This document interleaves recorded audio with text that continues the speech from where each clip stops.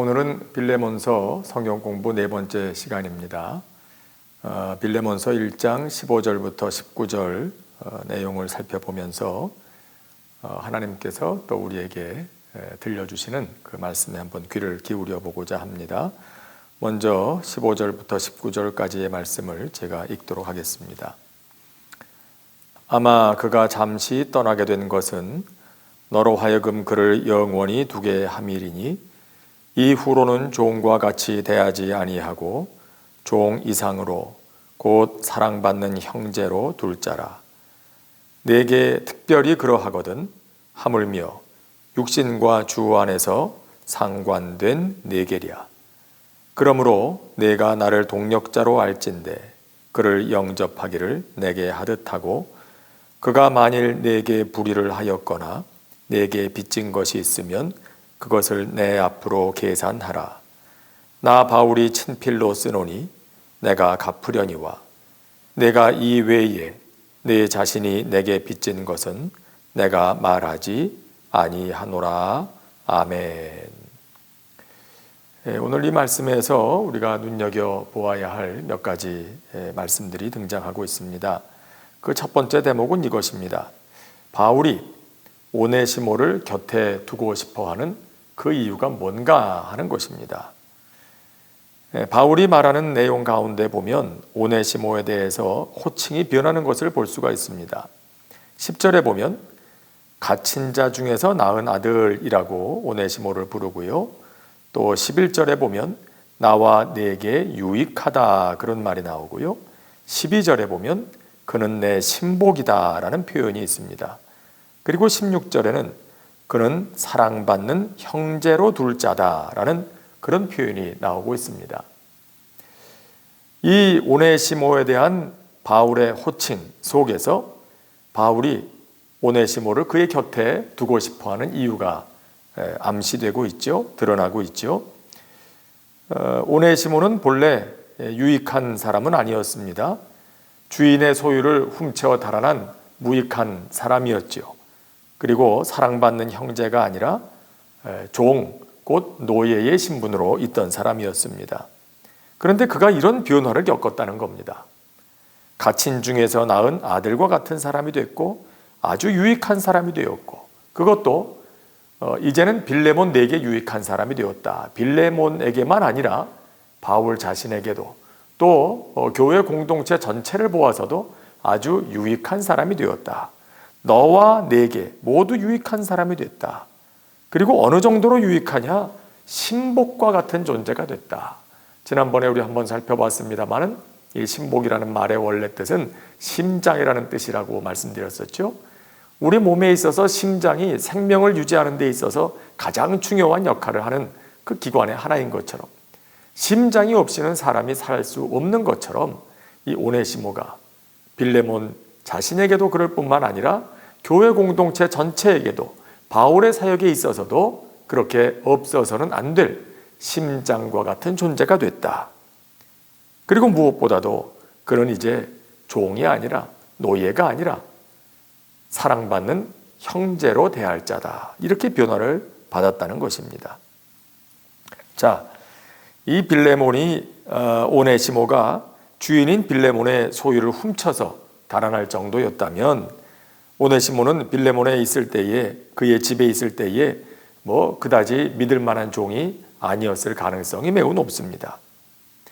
그것이 아니라 할지라도 그럴 만한 다른 이유가 분명히 있었겠죠. 그런데 그가 이런 극적인 변화를 경험하게 됩니다. 우리는 흔히 말합니다. 사람은 좀처럼 변하지 않는다고요. 사실인 것 같습니다. 정말 사람 변하지 않습니다.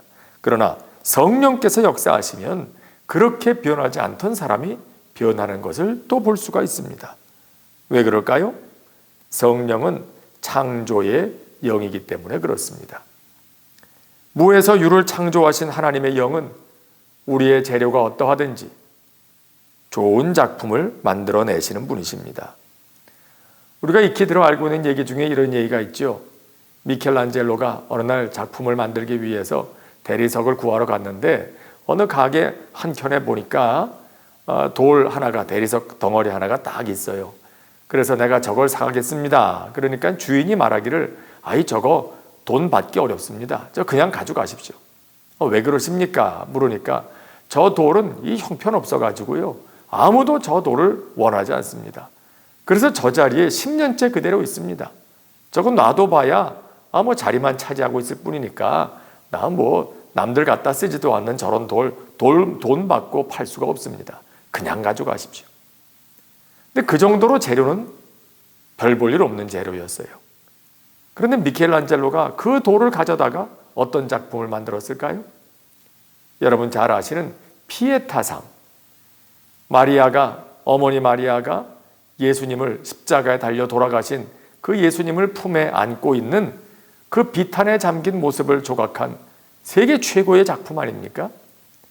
미켈란젤로가 바로 그 돌로 사람들이 아무도 거들떠보지도 않던 10년째 자리만 차지하고 있던 그 쓸모없는 돌을 가지고 이 명작을 만드는 것이에요.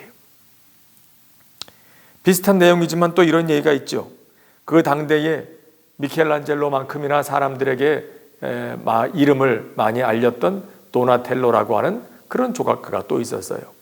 근데 그가 어느 날 대리석을 가지고 가서 작업을 하다가 그 대리석에 금이가 있는 걸 보고 흠이 있는 걸 보고 이걸 다시 반납을 했어요. 근데 미켈란젤로가 도나텔로가 못 쓰겠다고 내다버린 그 돌을 가져다가 다시 조각을 하는데 이때는 어떤 작품이 탄생할까요? 그 돌로 만든 작품이 바로 다비드상이랍니다. 여러분, 이건 뭘 얘기하는 걸까요? 재료가 어떻든 명장에 손이 닿으면 명작이 나온다. 그걸 우리는 이 이야기를 통해서 알 수 있지 않습니까? 창조주이신 하나님의 손이 닿으면 우리에게도 이런 일이 일어나는 것입니다. 오네시모에게 일어난 변화도 그랬습니다. 그리고 예수 그리스도 안에서 성령께서 우리에게 행하시는 일도 그렇습니다. 죄인인 우리를 하나님께서는 구원하셔서 무익했던 자를 유익한 자라고 불러주시지요. 나의 아들이요 딸이라고 또 불러주시지요. 하나님의 심장과 같이 소중한 존재라고 불러주시지요. 형제와 자매라고 불러주시지요. 그리고 지금은 아직 그 이름에 합당하진 못하지만 성령의 역사 안에서 우리를 그에 합당한 사람으로 계속 만들어가고 계시죠. 지금도 우리는 그렇게 우리를 새롭게 해가시는 성령의 역사 속에 있음을 기억할 수 있어야 됩니다. 그 도상의 존재입니다.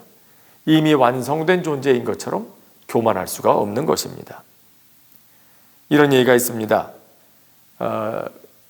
20세기 최고의 그 전도자 중에 한 분이었던 빌리 그레암 목사님 계시죠. 근데 그분의 부인 되시는 루스 그레암 그 사모님께서 돌아가셨을 때에 그 묘비에 이런 묘비명을 새겨놨다고 합니다. 공사 끝. 참아주셔서 감사합니다. 그 글이 써있다고 그래요. 근데 그렇게 그 글이 쓰여지게 된 사연은 다음과 같습니다.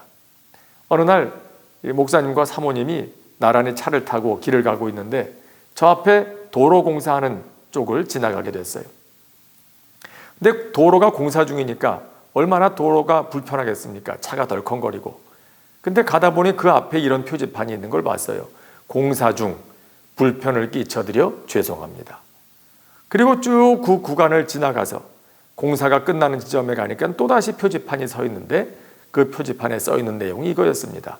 공사 끝 참아주셔서 감사합니다. 그걸 보면서 사모님이 목사님에게 이렇게 얘기를 했다는 겁니다. 여보, 내가 죽거든 내 묘비에다가 꼭 저렇게 새겨달라고. 공사 끝 참아주셔서 고맙습니다. 여러분, 그 뜻이 뭐겠습니까? 사모님의 신앙 고백이죠. 곁에 있는 사람들에게 하고 싶은 말이 그 속에 담겨 있는 것이죠. 나도 아직 완성되지 못해서 똑같이 죄성을 가지고 있는 그런 사람으로서 아직도 공사 중이기 때문에 내 주변에 있는 분들에게 많은 불편을 끼쳤을 줄 압니다. 그 불편을 참아주셔서 고맙습니다. 이제 공사 다 끝나고 하나님 곁으로 나는 갑니다.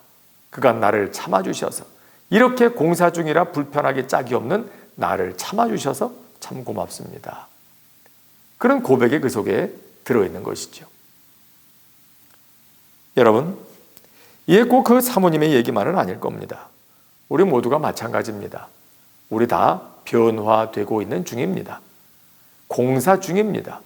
완성을 향해서 가고 있는 중입니다. 완성되는 그 시점은 언제일까요?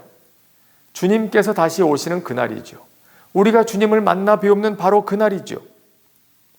그 때를 향해서 오늘도 우리는 완성되어져 가는 존재, 공사 중인 존재, 도상에 있는 존재, 그것이 바로 우리들이다.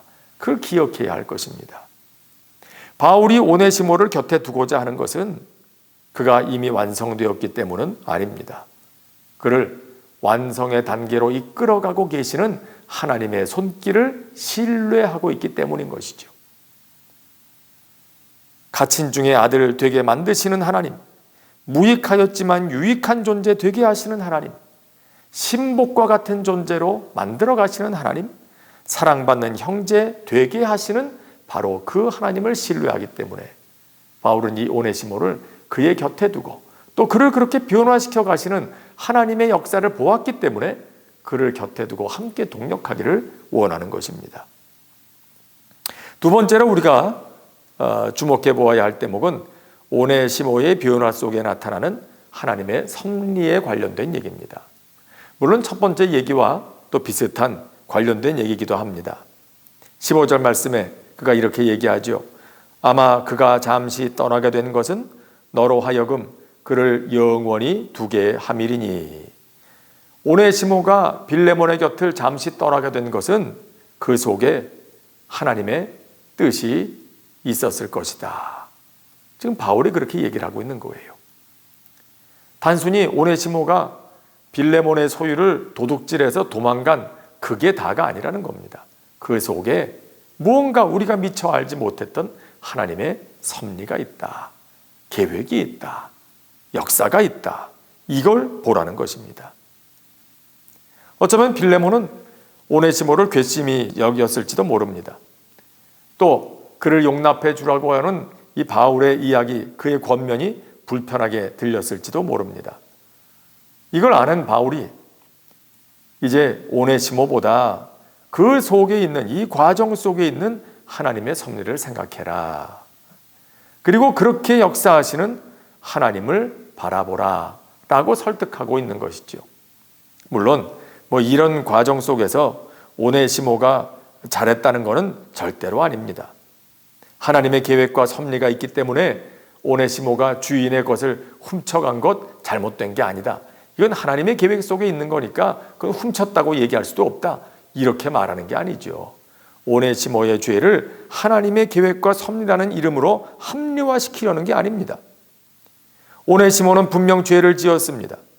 그러나 하나님께서는 그가 범한 죄를 도리어 은혜의 기회로 만드셨다는 뜻입니다. 어거스틴이 하는 말처럼 사람은 악을 행하지만 하나님께서는 인간의 악도 하나님의 역사를 위하여 선하게 사용하신다. 바로 그 얘기를 지금 하고 있는 것이죠. 사람은 선한 것도 악용하지요. 그러나 하나님은 악도 선용하시는 분이라는 겁니다. 잠시 떠나게 됐습니다. 그러나 그것은 그를 영원히 두게 하시려는 하나님의 뜻이 그 속에 있는 것이다. 우리는 이해할 수 없었지만 이런 과정 속에서 하나님께서는 오네시모로 하여금 바울을 만나게 하셨고 또 그를 통해서 하나님을 만나게 하시고 복음을 듣게 하시고 성령의 역사를 경험하게 하셨다. 합력하여 선을 이루어 가시는 하나님의 섭리가 이 속에 있다. 그렇게 얘기를 하는 것입니다. 어쩌면 이런 이야기 속에서 바울은 오네시모를 통해서 자기 자신을 보고 있었을지도 모릅니다. 나도 그런 사람이었다. 자기 자신에게 일어난 일이 바로 그거였기 때문이죠. 그는 하나님 앞에서 무익한 자였습니다. 그런데 그런 그를 하나님께서 부르셔서 사도가 되게 하십니다. 자신이 저지른 죄를 그걸 통해서 하나님 앞에 엎드리게 하시고 도리어 겸손하게 하시고 하나님의 일을 맡기십니다. 자신은 악을 행하였지만은 하나님께서는 그 악을 그가 망하는 것에 사용하지 않으시고 도리어 그를 겸손하게 하시는데 사용하셨습니다. 오늘 우리에게도 그런 일이 일어납니다. 로마서 8장에 나오는 말씀, 여러분 모두가 좋아하시고 또 암송도 하시는 그런 말씀이죠. 하나님을 사랑하는 자, 곧 그 뜻대로 부르심을 입은 자들에게는 모든 것이 합력하여 선을 이룬다. 여러분, 그래서 끝까지 가봐야 하는 것입니다. 지금의 일이 훗날 하나님의 손안에서 어떻게 될지는 아무도 모릅니다. 그렇기 때문에 눈앞에 벌어지는 일만 보고 우리가 섣불리 낙심할 것은 아닙니다. 여러분 잘 아시는 이런 고사성어가 있죠. 세옹지마라는 말 말입니다. 세옹, 변방에 살고 있는 어느 노인, 세옹지마, 바로 그 노인의 말이라는 뜻이죠. 이야기는 이렇지 않습니까? 그 노인은 딱 하나밖에 없는 말 한 마리를 키우고 있었어요. 근데 자식처럼 이 말을 아끼면서 키웠는데 이 말이 하루는 도망을 갔어요. 동네 사람들이 안타까워합니다. 아, 저 노인이 저렇게 아끼던 말이 도망갔으니 어떡하나. 그러나 그때 이 노인이 얘기합니다. 이게 복이 될지 화가 될지는 두고 봐야 알지요. 그리고 얼마 지나서 그렇게 집을 나갔던 말이 여러 다른 말들을 데리고 들어왔어요. 복이 된 거지요. 다른 사람들은 화가 됐다고 얘기하지만 기다려보니까 이게 도리어 복이 됐던 거예요. 그런데 하루는 이 노인에게 하나밖에 없던 어린 아들이 이 말을 타고 놀다가 그만 떨어져서 다리를 다치게 됐습니다. 이걸 보고 동네 사람들이 또 안타까워합니다. 아, 저 노인 불쌍하네. 하나밖에 없는 아들이 저렇게 낙마해가지고 다리를 다쳤네. 그러자 이 노인이 또 얘기합니다. 이게 복이 될지 화가 될지는 두고 봐야 알지요. 그 다음에 어떤 일이 벌어졌을까요? 얼마 후에 그 나라에 전쟁이 났습니다. 그 동네에 사는 젊은이들이 전부 다 군인으로 전부 다 전쟁터에 끌려나갔습니다. 그런데 이 노인의 아들은 다리를 다쳤다는 이유 때문에 전쟁에 나가는 걸 면하게 됐다는 얘기입니다. 여러분, 이 얘기가 무슨 뜻인지 여러분 다 잘 아시지 않습니까? 당장 눈앞에 보이는 일에 일희일비할 일이 아니다, 그거죠. 두고 보아야 할 때가 있다. 합력하여 선을 이루시는 하나님, 그분이 우리와 함께 계실 때 우리 또한 이러한 마음을 좀 더 멀리 내다보고 좀 더 넓게 보는 그런 마음을 가지게 되는 것입니다. 바울은 빌레몬이 오네시모 개인이 아니라 이런 일을 통해서 이루어 가시는 하나님의 역사, 그 섭리의 손길을 보기를 원했습니다. 그리고 그 역사에 함께 참여해 주기를 지금 권면하고 있는 것이죠. 또 하나 우리가 주목할 대목입니다. 바울은 이 빌레몬에게 그를 영접하기를 내게 하듯하라, 이렇게 얘기합니다. 그를 영접하기를 내게 하듯하라. 이렇게 변화된 오네시모를 바울은 바울 자신을 영접하는 마음으로 받아달라, 빌레몬에게 이렇게 얘기를 하고 있습니다. 이 속에 하나님의 마음이 나타나고 있죠. 하나님께서는 죄인인 우리를 예수님의 십자가 사건 이후로 예수님 보시듯 하시겠다고 결정하십니다. 여러분, 이게 구원입니다. 여기서 구원이 일어나는 거예요. 우리는 여전히 죄인입니다마는 하나님께서는 죄인인 우리를 보지 않으시고 우리 안에 있는 그 죄를 보지 아니하시고 우리를 보시되 십자가에 달리신 예수님만 보시겠다고 하십니다. 그래서 구원이 일어나는 거예요. 우리의 의가 아니라 예수님의 의로 구원을 얻게 되는 것이죠. 이걸 아주 적절하게 설명하신 예수님의 이야기가 있습니다. 복음서에서 예수님께서 이런 이야기를 들려주시죠. 어느 왕이 잔치를 베풀었습니다. 그리고 온 나라 사람들을 다 왕궁에 초대를 했습니다.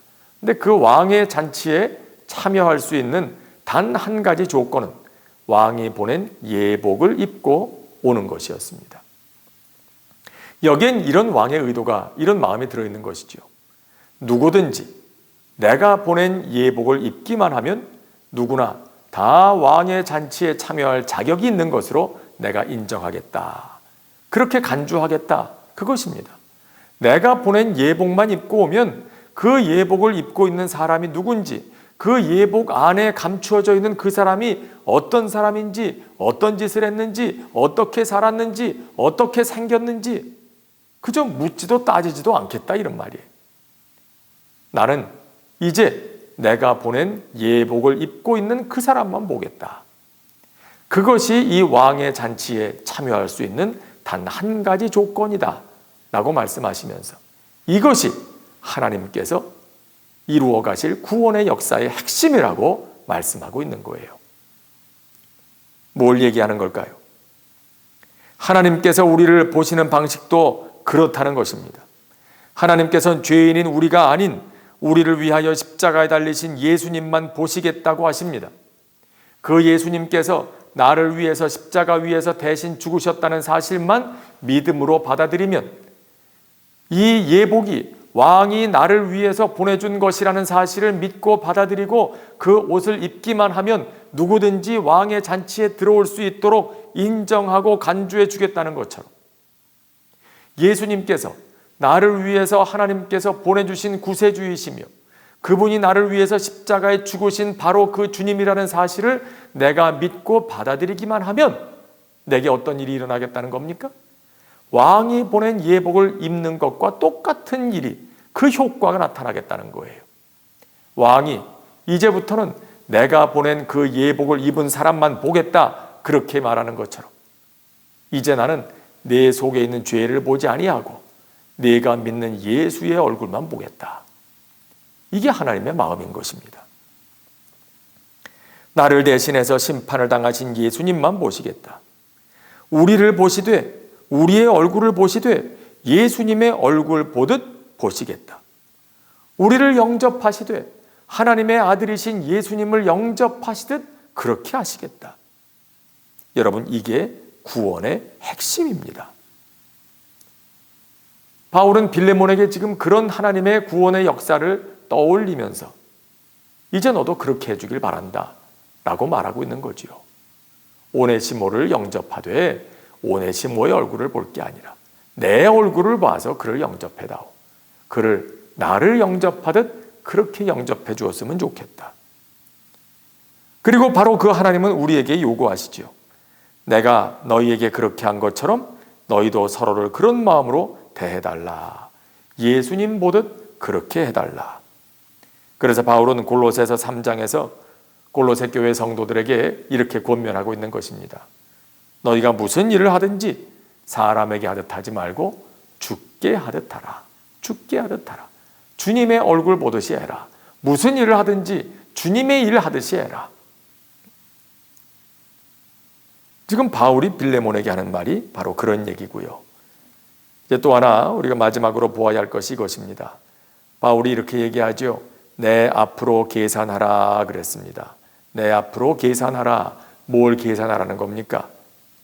그가 너에게 빚진 것이 있다면, 손해를 끼친 게 있다면 그걸 다 나에게 계산해라. 내가 대신 갚아주겠다. 그런 얘기입니다. 그 뒤에는 이런 그 당시에 관례가 숨어 있습니다.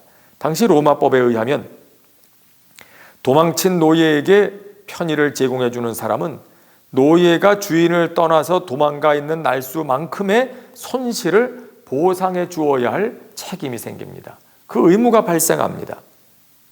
그래서 바울은 오네시모가 주인에게 끼친 그와 같은 손실을 내가 보상해 주겠다. 그렇게 지금 제안하고 있는 것입니다. 오네시모가 빌레몬을 떠나 있는 시간만큼 빌레몬과 함께 있었더라면 그를 통해서 얻을 수 있었던 그 이득, 그걸 얻지 못했잖아요. 그러니까 그만큼을 바울이 그 손실을 보상해 주겠다. 보전해 주겠다.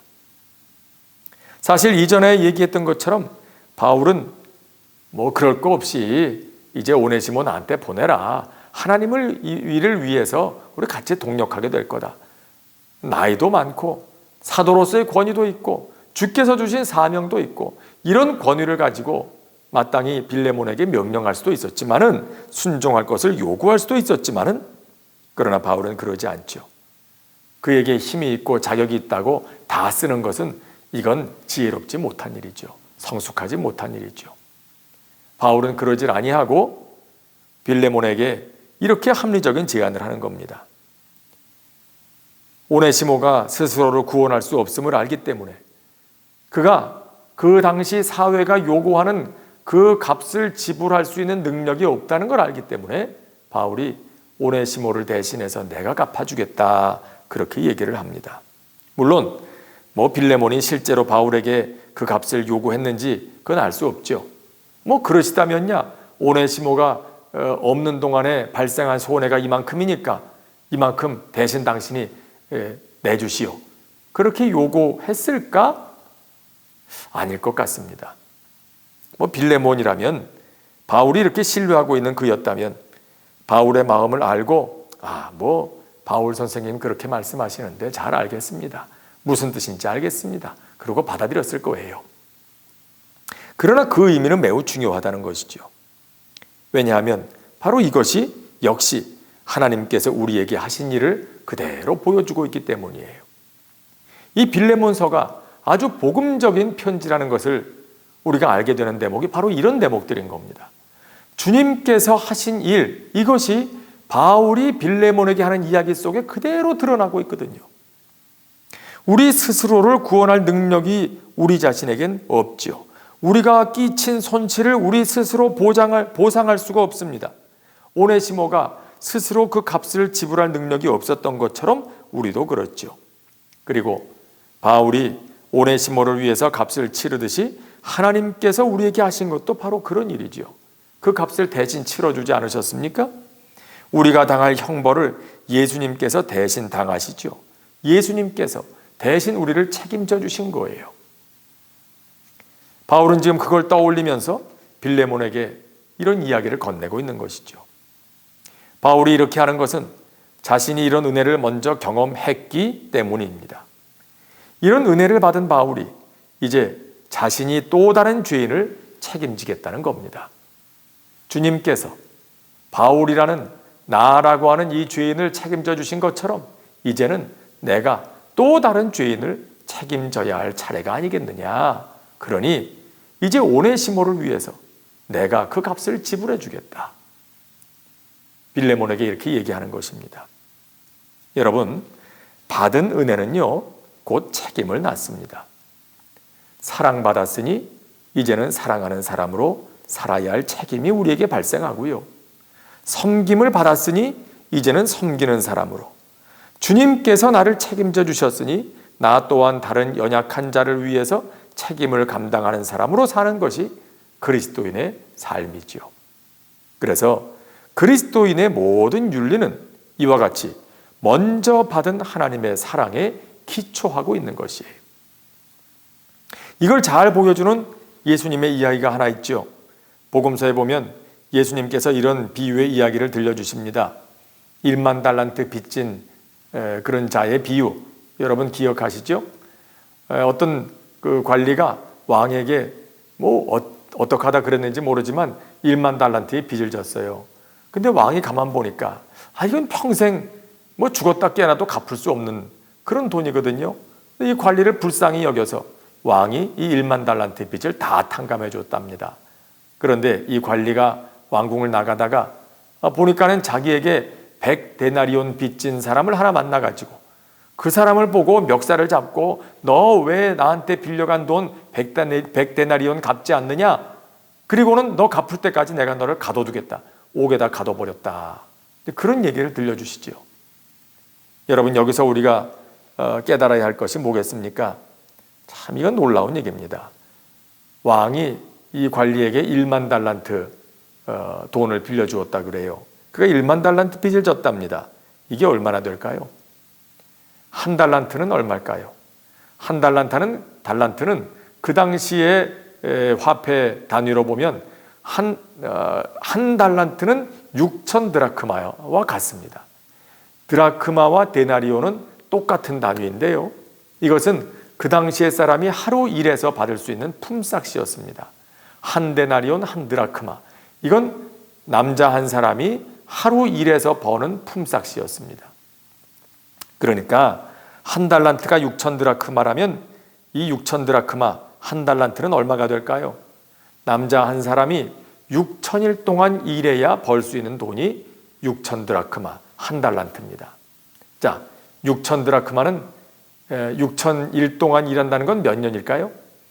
6천을 365로 나누면요 약 16년 정도가 나옵니다.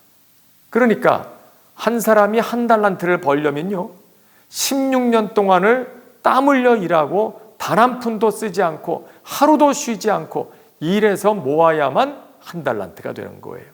6천 드라크마가 되는 겁니다. 자, 그런데 이런 돈이 1만 달란트예요.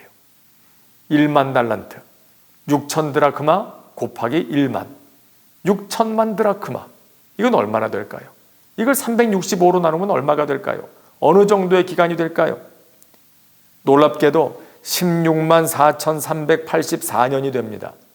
그러니까 이 1만 달란트라는 것은 한 사람이 그 당시의 화폐 단위로 볼 때 16만 4,384년 동안 하루도 쉬지 않고 한 푼도 쓰지 않고 다 일해서 다 모아야만 이게 1만 달란트가 되는 거예요. 자, 가능한 일일까요? 우리 중에 100년 사는 사람도 찾아보기 어려운데 16만 년 동안 살아서 일할 수 있는 사람이 누가 있어요?